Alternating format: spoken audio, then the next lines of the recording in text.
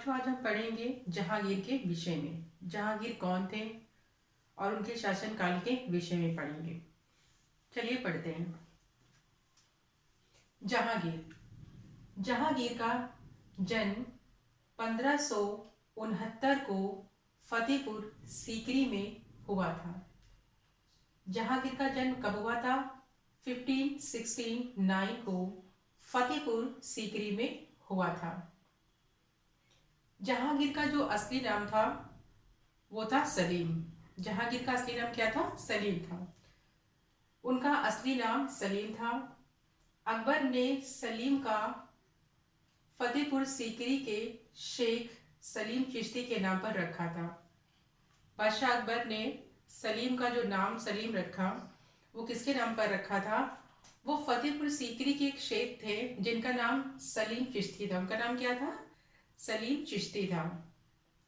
उन्हीं के नाम पर अकबर बादशाह ने सलीम का नाम रखा। जहांगीर की उपाधि तो उन्हें बाद में प्राप्त हुई। जहांगीर का असली नाम क्या था? सलीम था। और किसके नाम पर रखा गया था? फतेहपुर सीकरी के शेख सलीम चिश्ती के नाम पर रखा गया था। जहांगीर का मतलब होता है, जहांगीर का क्या मतलब होता है? दुनिया जीतने वाला। जहांगीर का मतलब होता है दुनिया को जीतने वाला। कभी कभी एग्जाम में आ जाता है जहांगीर का क्या मतलब है, तो आपको पता होना चाहिए। वैसे तो आता नहीं है जल्दी। अकबर के पुत्र सलीम ने जहांगीर की उपाधि ली थी। ये क्वेश्चन जरूर आता है एग्जाम में कि किसने जहांगीर की उपाधि ली थी? तो अकबर के पुत्र सलीम ने जहांगीर की उपाधि ली थी। जहांगीर एक उपाधि है और इसीलिए उन्हें जहांगीर कहा गया। अकबर के आदर्शों पर चला। सलीम ने जहांगीर की उपाधि ली और वह अकबर के आदर्शों पर चला। अकबर जिस तरीके से उन्होंने शासन काल चलाया, वो सभी धर्मों का सम्मान करते थे, सभी को समान समझते थे और एक उदारवादी थे। उन्होंने बहुत सी चीज़ों का निर्माण किया इत्यादि। इतवार के दिन अकबर का जन्म हुआ था। ऐसा माना जाता है कि अकबर बादशाह का जो जन्म हुआ था वो संडे के दिन हुआ था। इसीलिए उसने इतवार के दिन को पवित्र दिन घोषित कर दिया। उसने कहा कि मेरे पिताजी का जन्म कब हुआ है? इतवार को हुआ है। इसलिए जहांगीर ने क्या किया? इतवार के दिन को पवित्र दिन घोषित कर दिया। उसने ये कहा कि इतवार के दिन और गुरुवार के दिन, ये दो दिन क्या होगा? भोजन के लिए हम किसी भी जीव की हत्या नहीं करेंगे। भोजन के लिए हम किसी भी जीव की हत्या नहीं करेंगे। ये किसने कहा? किसके शासनकाल में पारित हुआ था? ये जहांगीर के शासनकाल में पारित हुआ था। ठीक है। और उसने जीव हत्या भोजन के लिए अगर कोई जीव हत्या करता है तो उस चीज को उसने बंद कर दिया था। अच्छा, जहांगीर के शिक्षक का क्या नाम था? तो जहांगीर के शिक्षक का नाम था अब्दुल रहीम खान खाना। जहांगीर के संरक्षक व शिक्षक थे। अब्दुल रहीम खान खाना जो थे वो जहांगीर के संरक्षक भी थे और शिक्षक भी थे।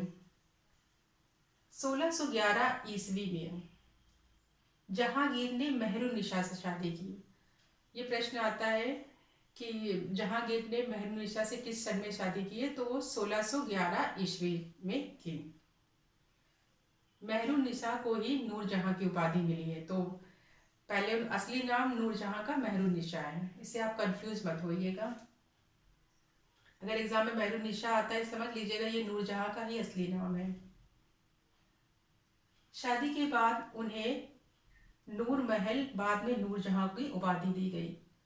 मेहरुन्निसा की जब शादी जहांगीर से हो गई तो पहले तो उन्हें नूर महल की उपाधि दी गई, उसके बाद उन्हें नूरजहां की उपाधि दी गई। नूरजहां देखने में भी बहुत सुंदर थी और वो उसकी बुद्धि भी बहुत तेज थी और उसकी बुद्धि का उपयोग इन्होंने अपने शासनकाल में किया। ये बहुत बुद्धिमान थी। नूरजहां क्या थी? बहुत बुद्धिमान स्त्री थी।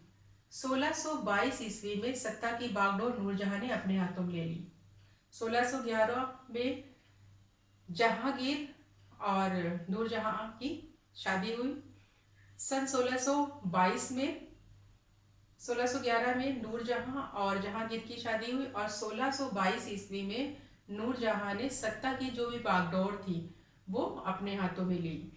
जो भी उनके शासनकाल में जो भी फैसले हुआ करते थे उसमें नूरजहां की भी मर्जी शामिल हुआ करती थी। नूरजहां से भी पूछा जाता था, नूरजहां भी उस चीज़ में पार्टिसिपेट करती थी कि हाँ ये ऐसा होना चाहिए, ऐसा नहीं होना चाहिए। ठीक है। नूरजहां जहांगीर के शासनकाल में झरोखा दर्शन देती थी। जब जहांगीर की दरबार लगती थी, जो भी वहाँ पे केस या जो भी सुनवाई होती थी, तो उस समय नूरजहां भी शामिल होती थी। उस समय पर्दा प्रथा थी थोड़ी, तो क्या नूरजहां क्या, इसीलिए इसमें लिखा गया है कि वो झरोखा दर्शन देती थी। थोड़ी ऊंचाई पे महिलाएं बैठती थी, मतलब थोड़ी 1-2 मंजिल ऊपर, आपने देखा होगा फिल्मों में, वही चीज यहाँ बताई गई कि झरोखा दर्शन उसी को कहा गया है। शाही आदेशों पर बादशाह के साथ उनके हस्ताक्षर होते थे। जो भी शाही उस शासनकाल में जो भी शाही आदेश या जो फरमान जारी हुआ करते थे, उसमें जब बादशाह अकबर के हस्ताक्षर हुआ करते थे, तो उन फरमानों पर नूरजहां जी के भी हस्ताक्षर हुआ करते थे। ये बहुत बड़ी बात थी कि महिलाओं को इतना सम्मान और इतना बड़ा अधिकार दिया गया था, लेकिन वो इस काबिल भी थी। शाही आदेशों पर बादशाह के साथ उनके हस्ताक्षर होते थे। नूरजहां के पहले पति का क्या नाम था? नूरजहां के पहले पति का नाम था अफगान। अफगान की मृत्यु के बाद नूरजहां की शादी जहांगीर से हुई थी। सन 1627 ईस्वी में जहांगीर की मृत्यु हो गई। जहांगीर की मृत्यु कब हुई? सन 1627 ईस्वी में। इसमें आपको ध्यान देने योग्य बातें, जैसे मेहरुन्निसा नूरजहां का ही नाम है। 1611 ईस्वी में जहांगीर ने मेहरुन्निसा से शादी की। शादी के बाद पहले उन्हें उपाधि नहीं प्राप्त थी। जब जहांगीर से मेहरुन्निसा की शादी हो जाती है, तब शादी के बाद उन्हें नूर महल और नूर महल के बाद उन्हें नूरजहां की उपाधि दी गई। ठीक है। 1622 इसमें सत्ता की बागडोर किसने अपने हाथ में ले ली? नूरजहां ने अपने हाथों में ले ली। तथा सिक्कों पर बादशाह के नाम के साथ उनका नाम भी अंकित था। जो उस समय सिक्के प्रचलित थे, तो उस समय बादशाह के नाम के साथ मेहरुन्निसा यानी कि नूरजहां का भी नाम अंकित था। अगर ये क्वेश्चन पेपर में आता है, कई ऑप्शन रहेंगे कि जहांगीर के साथ सिग्नेचर सिक्कों पर किसका नाम अंकित था, तो आप नूरजहां लगाएंगे। नूरजहां मेहरुन्निसा एक ही है। शाही आदेशों पर बादशाह के साथ उनके हस्ताक्षर होते थे। तो जहांगीर में अगर क्वेश्चन आता भी है कि जहांगीर के साथ किसके हस्ताक्षर होते थे, कई ऑप्शन होंगे, तो आप नूरजहां लगाएंगे। और नूरजहां के पहले पति का क्या नाम था? तो अफगान था। नूरजहां के पहले पति का नाम अफगान था। 1627 में किस जहांगीर की मृत्यु हो गई। आप बताइए जहांगीर का मतलब क्या होता है? जहांगीर के नाम का मतलब, तो जहांगीर के नाम का मतलब है विश्व विजेता। क्या मतलब है? विश्व विजेता। और जहांगीर का जन्म 1569 में हुआ था। कहाँ हुआ था? फतेहपुर सीकरी में हुआ था। और उनका असली नाम क्या था? सलीम था।